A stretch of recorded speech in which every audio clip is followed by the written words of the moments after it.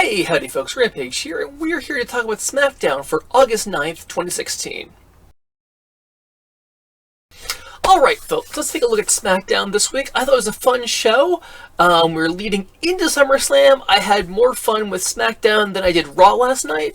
I don't know if that's because I was tired yesterday, or Smackdown was just a better show, but I thought it flowed a bit better and I enjoyed the stories. So how do we start? We start with Orton backstage, confronted by Alberto Del Rio, who he's going to fight tonight. Back and forth, a few insults, and Del Rio threatens to break his arm. I like this. It's edgy. It basically retcons all of his time that Del Rio spent with the League of Nations, which we need to forget about, because Del Rio actually is good on his own. So I like this. I like sort of the threatening side of Del Rio. Then we kick off the actual show proper. In the ring, we get Bray Wyatt opening the show, which I like. Bray Wyatt's good on the mic. I enjoy his work. And we've got him opening Smackdown this week. We have Enzo Amore opening Raw. I like that we have the new era essentially bringing the shows out. I like that. And basically, it's Wyatt coming out here and running down Ziggler, saying that, Ziggler didn't beat him, he, had to ram his head into the turnbuckle, and basically giving a whole pile of excuses of why he lost. Not quite your typical Bray Wyatt promo, and shortly thereafter, Dean Ambrose shows up and calls him out on it, hey, you don't sound like the Eater of Worlds, you sound like the Complainer. But, at that point, Bray Wyatt says, well, you want to just think about this? Come on down. And you see Bray Wyatt, Ambrose sort of walk to the ring, looks at Bray Wyatt, looks at Eric Rowan behind him, and goes, yeah, I know how this works. I might not be the smartest guy on around the block, but I'm not going to do that. I know better. I know what happens when you do that. Cue Ziggler's music. Ziggler basically runs down to the ring, looks at Dean Ambrose like, really? You're not going to do this? So he rolls into the ring, attacks Wyatt, attacks Rowan, starts getting his ass kicked. Cue Dean Ambrose joining the fray. However, he joins too late, and they both basically get their asses kicked and tossed out of the ring, and we have the Wyatts left standing tall. I like it. I like that we've got Ambrose and Ziggler in this little bit of a one-upsmanship contest. If you're going to do a face versus face angle, that's always one of my favorite things, or the anything you can do, I can do better. Sure, it's Charles Barkley and Michael Jordan, but you know what? It works. It's a trope, but it just works, and it's okay to use them as long as you don't overuse them. We do get a promo later on that has them backstage arguing, at which point Daniel Bryan and Shane McMahon does confirm the fact that we will have a tag team match being Dolph Ziggler, Dean Ambrose versus Bray Wyatt and Eric Rowan. We do however get to our first match of the night, being American Alpha taking on Mike Vega and Mikey O'Shea. I don't know who these guys are. I want to look into them more because I like the fact that we're having fresh faces on both shows, even if they are just there sort of as enhancement talent to get, the new guys over. I like it. However, surrounding the ring after they make their entrance, out comes the Ascension, the Vaudevillains, and the Hype Bros, basically surrounding the ring, staring down on American Alpha. I like that. American Alpha says, hey, we're the top guys. The other tag teams take exception to that. I like where this is going. Of course, American Alpha do get the win here, and they get jumped by all three tag teams. Basically show up, big brawl, American Alpha left standing tall at the end. I like this. It has the combination of sort of a squashes match, plus you have them interacting with real teams. I like where that goes. After this, we have Renee Young on the set of the pre-show, essentially, trying to interview The Miz about his feud with Apollo Crews and their match at SummerSlam, and all Miz wants to do is talk about Maurice. And they're all lovey-dovey, look at my wife, isn't she beautiful? Obviously, The Miz hasn't seen the pictures of Renee Young from last weekend when they were down, is it Brazil? It's somewhere down in Central or South America for Total Divas. Look at the pictures, they're on Instagram, they're on Lana's Instagram page. At that point, I think Maurice has some competition. After that, we have one of my favorite things. We have Becky Lynch comes down to the ring. We're super excited to see Becky Lynch wrestle finally. Eva Marie comes out. She's ready. She hops up on the ropes. She hops down. She holds her leg for half a second. And then, nope. I'm fine. We got this. And they get ready to start the match. And her top pops. Or all the straps holding her top around her neck pop. Oh my god, wardrobe malfunction. Get her a towel. She can't wrestle. She goes backstage with a towel wrapped around her. Becky Lynch at this point is angry, as we all expect. I think it's amazing. I love the Eva Marie dodging matches at this point. I want to see how long they can do this. I think it's beautiful. She's getting a ton of heat for it. It's perfect. They keep telling us, the internet says Eva Marie can't wrestle, and the WWE's telling us, she can't wrestle this week, she can't wrestle next week, she can't wrestle last week. What's going on? I have no idea where this is going, but I love how much it toys with the internet fans. It's perfect. However, Becky Lynch throws down the open challenge afterwards, saying she'll fight anybody. And we get Alexa Bliss making her Smackdown debut. Well, her debut match at least. I enjoyed it. I liked the match back and forth on it. In the end, Eva Marie's music does hit again. She comes out. She is ready to wrestle. But that distracts Becky Lynch, who gets hit, laid out. We have it's not the Sparkle Splash anymore, it's Twisted Bliss. And Alexa Bliss gets the 1, 2, 3 on her birthday. Welcome to SmackDown. Kicking it off right. I like it.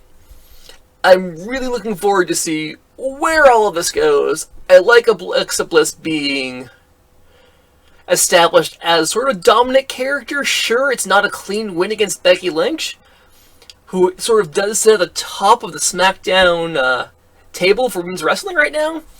I do like that it kicks it off with her in high gear, so that was cool. From there, we have the Orton versus Del Rio match, which does have Del Rio focusing on that shoulder. I enjoyed the match. It was sort of what I expected out of like Del Rio and Orton. At the end, Del Rio is tossed out of the ring. Orton follows him over the barricade. To which point, Del Rio grabs a chair and starts smashing it into Orton's shoulder repeatedly. Rolls him into the ring. He's got the chair, getting ready to do it again. At which point, Orton just basically hops up and RKOs him out of nowhere. I like it. We basically have established that Orton is mortal. It's no longer like Uber God Orton from before his injury. He can be hurt, but even when he's hurt, the RKO is devastating. I think this is what we need for the storytelling of Brock Lesnar versus Randy Orton. I think what it boils down to is it's going to be Orton taking a beating, but can he survive long enough to hit the RKO? I think that's what that match is going to be. It's simple. I think it's going to work. I can't wait to see it at SummerSlam. We have one of my favorite promos of the night at this point. It's Heath Slater backstage with Rhino. And he's like, man, you've got your contract already. I need my contract for my 2 kids. I got a pool. I make payments on it. And Rhino sort of seems sympathetic. And then Heath Slater's like, but my 4 kids at home. He's like, wait, do you have 2 kids or 4 kids? 4 kids. What kind of pool do you have? You can tell he's caught Slater in the lie, but it's just such a glorious lie. And I love it. And Rhino walks off, so there's no can do. At which point we cut to earlier in the day, when The Miz, big Miz day, so repping The Miz tonight. When The Miz shows up, rolls up in his, I think it was an Audi, fancy sports car, and pulls up. Hey, you've got the mystery machine there, and we've got Scooby Doo in the house again. Miz gets out, Luckily, he's got the DVD with him. Starts complaining to Scooby Doo that he will not be upstaged by a dog. His contract very clearly states that, like, his face, the moneymaker, has to be on the cover of the DVD. And it's not there. He wants them all recalled. And Scooby Doo pantomimes a few things, and Miz is like, well, what do you mean? Well, oh, Scooby Snacks? Sure. Are they gluten-free? And Scooby Doo opens the door of the Mystery Machine, shoves Miz in, closes the door. Miz is now locked in the Mystery Machine from the inside. Not even going to go into how ridiculous the fact is that you're locked inside a van and you can't get yourself out. To which point, Scooby-Doo takes off in the Miz's car. I love the entire purpose of this promo was, Miz, I'm not going to be upstaged by Scooby-Doo. And he totally is. I think it's beautiful. I love the fact that he understands his character is out there to be a jerk and to be contradictory. And he doesn't come out on top. I love the fact that Miz has lost to Scooby-Doo. Highlight of the night. Up next, we actually have Rhino versus Heath Slater. We got a little bit edgier Heath Slater at this point. I do like the intensity that Heath Slater's bringing. He actually goes for a pinfall, has his feet up on the ropes. 1, 2. The referee says, you can't have your feet on the rope. What you doing here? I thought the ref was about to DQ him, but no, I was wrong. The referee does not DQ him. Heath Slater turns around, gets cut in half by the gore. Boom. 1, 2, 3. Rhino takes the pinfall there. Afterwards, we see Heath Slater in the back complaining to Mick Foley, complaining to Shane McMahon, this isn't fair, you know what, I deserve better than this, I deserve better than Smackdown, and he storms off in a huff. And you have Ms. Daniel Bryan standing there with basically a contract in their hand going, well, I guess we're not going to offer him this contract that we're going to offer him anyways. I love the little comedy bit. I have no idea where this is going with Heath Slater, but I'm enjoying it. I love the cheesy humor of it all. Up next we have Carmella versus Natalya. Carmella comes out first. She does her new little sketch routine. I still don't know all the lines. Smack talking, moonwalking, something, popcorn. I'm getting more of it as we see it a few more times. I'm sure I'll have the patter down. I enjoyed it. And she basically says Natalya's not going to jump me from behind this week. Natalya tries to jump her from behind, fails. They brawl. Turns into a match. And in the end, Carmella locks on the Code of Silence and taps Natalya out in the middle of the ring. I enjoyed this. I like that Natalya is now this super cocky, super arrogant, and she's like, she's the Blackheart. The Queen of Hearts has become the Blackheart. I swear that she is pulling most of this from the deck of Owen Hart at this point. And it's amazing. I'm really enjoying her work right now as a heel. I'm waiting for her to start carrying on slammies and saying, don't call me Nugget. But we'll see. After that, they go backstage, something's going on, and it's Baron Corbin beating the holy hell out of Kalisto. He's got him, like, pinned down on the floor in a corner, just basically punching at him. The refs are trying to pull him off. He turns, screams at the ref, shoves them, picks up Kalisto, pins him against the wall, and blames him for costing him the Intercontinental title.